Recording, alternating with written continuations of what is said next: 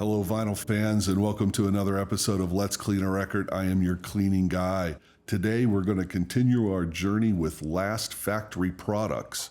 Previously, we reviewed the record preservative, which we liked very much, as well as Last's record cleaning machine fluid. Also liked that. There's links below to those episodes. Today, we're going to try Power Cleaner. So, what is Power Cleaner? Well, this is designed for new pressings that right out of the factory, sealed pressings. The idea is this is intended to remove record pressing residues and contaminants, otherwise known as mold release compounds, and that is a contentious subject.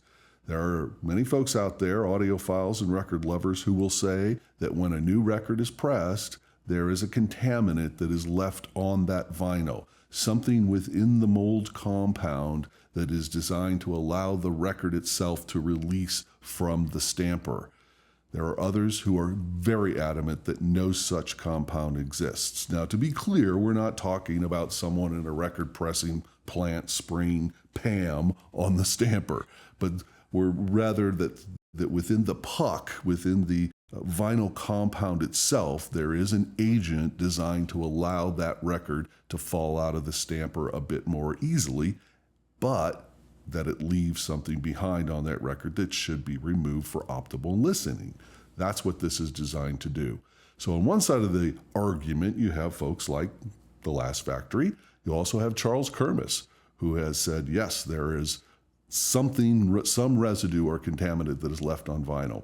Now, I have interacted with guys online, some of whom claim to have worked for record pressing plants, others say there are chemists who adamantly claim that no such contaminant exists on newly pressed records. So I have an open offer to folks on either side of this argument. I'd love to host a Teams meeting or something along those lines and really see if we can get to the bottom of it. I have to state for the record, I don't know. I really don't know for sure. But what we thought we would do today is see if we could hear a difference. So we're going to take a brand new record, we'll give it a simple one-off cleaning, and then on one side of the record, we'll apply the power cleaner and we'll listen to both sides and see if we can tell any difference. Now, that's obviously not a definitive test, but it's a start. And if we do hear a difference, maybe we'll try it. Well, actually, whether we hear a difference or not, maybe we'll try it with a few different records and let you know what we think. But we're going to start with one, and I had to pick one today. We're going to go with John Coltrane's Blue Train. This is a wonderful record. It's a new record. It's only been listened to once. I recently acquired this. It is from Blue Note, part of their Tone. What's the name of it? Tone Poets. The Tone Poets series. Lovely recording, beautiful music. Really one of the best records from the hard bop era. If you don't have this one, you really, really, really should have this one. We gave this some thought and really couldn't think of an ideal way to test Last's power cleaner, but this is what we came up with. We figured we're going to need to clean the record first, not a massive cleaning, so we're just going to put it one cycle through the KL Audio ultrasonic machine. Then we'll apply the power cleaner to just one side. We thought about just applying the power cleaner and then giving it a listen, but the act of applying the power cleaner is a cleaner, so it wouldn't be fair to do it that way. So that's what we're going to do. We'll start off in the KL Audio. We'll then set it down on this nice, clean, flat, hard surface. Apply the power cleaner to this last brush. Let it cure for a moment, and then give it a listen.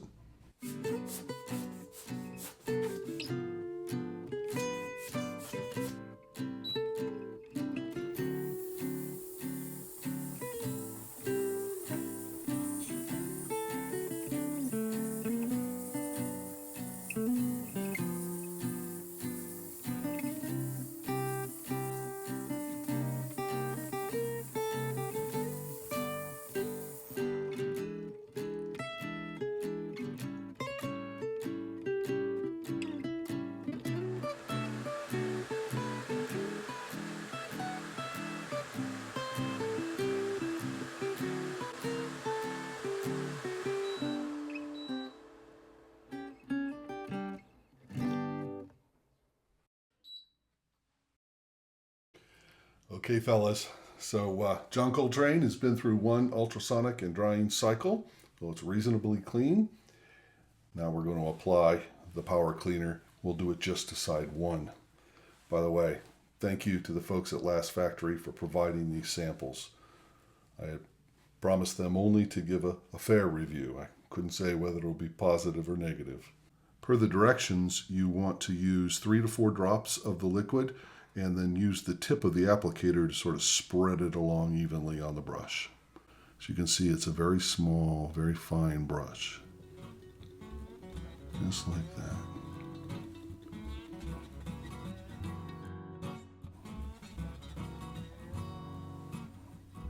There we go.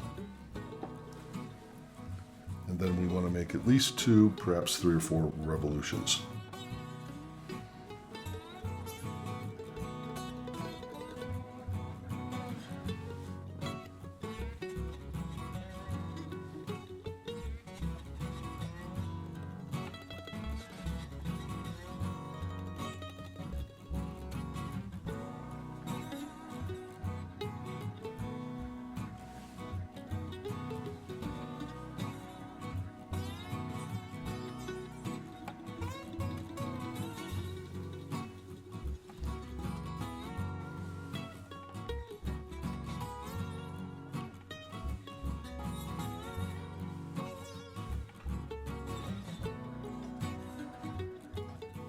All right, let's give it 3 or 4 minutes to dry and cure, and then we'll take it down and we'll give both sides a listen and tell you what we think.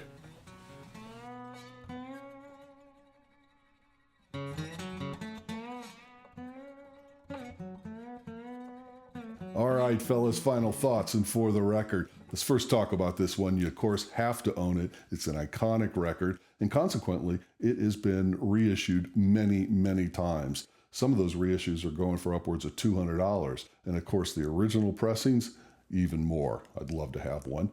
I've heard several. I haven't heard them all, but I will say this.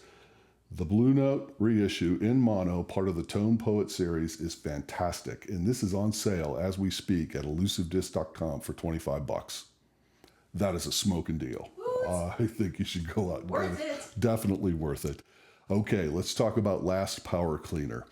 We tried to be as scientific as we possibly could in testing side 1 and side 2. We changed nothing in between listening. And if there is an improvement, it's a subtle one. I will say that. Certainly no downside. What I thought I might be hearing is a little bit more lifelike realism in the embouchure of the horn players, the way their lips work with the mouthpieces. It sounded a little bit more real, I thought. That said, this is just one record. Every record can be different. We were listening to side 1 to side 2. Of course, those are different recordings. But at this point, I think more testing is required, which just means I need to go buy more new records and test them out for you. So that's exactly what I'm going to do. All right. Till the next record.